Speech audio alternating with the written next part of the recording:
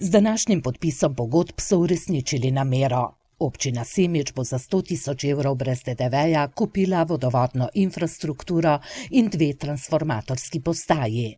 Podjetje Smuk pa bo za 180 000 evrov odkupilo vse objekte, naprave in opremo na smučišču.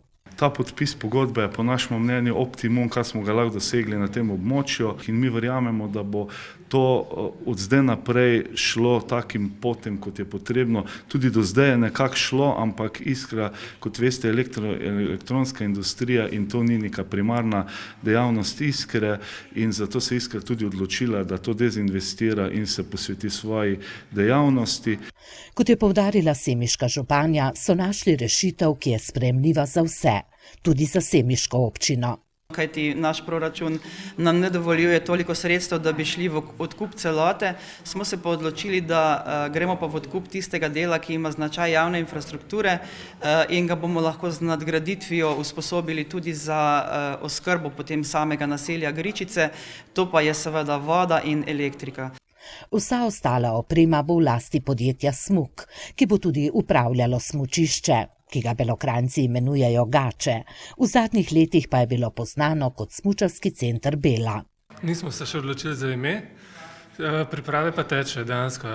Lotili smo se papirologije, tam je veliko za pregledati. Že prihodnji teden pa se bodo lotili tudi vzdrževalnih del, ki bodo po grobi oceni stala več kot 100 000 evrov. Sedaj smo nekako rešili šele lastnino te infrastrukture, sedaj pa pred nami pomembna naloga, da usposobimo vso to infrastrukturo, ki je eno leto mirovala, bil je tudi prisoten vandalizem, potekla so vsa obratovalna dovoljenja. Računamo 40 delovnih dni, da rabimo, da zadevo usposobimo v stanje delovanja. Ker pa nimajo lastnih sredstev za vsa potrebna vzdrževalna dela, nujna za zagon smučišča, semiška županja pričakuje, da bodo v luči javnega interesa dolenjske in belokranjske občine pristopile in pomagale.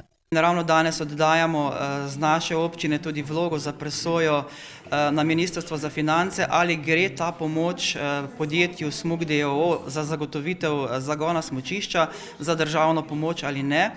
Kambičeva pa apelira tudi na širšo javnost in poziva vse šole in vrtce v regiji, da svoje športne dneve usmerjajo tudi na to smučišče, da ne odhajajo na druga slovenska smučišča, kajti če ne podpiramo sami svojega smučišča, potem ne moremo pričakovati, da bo samo od sebe živelo in delovalo.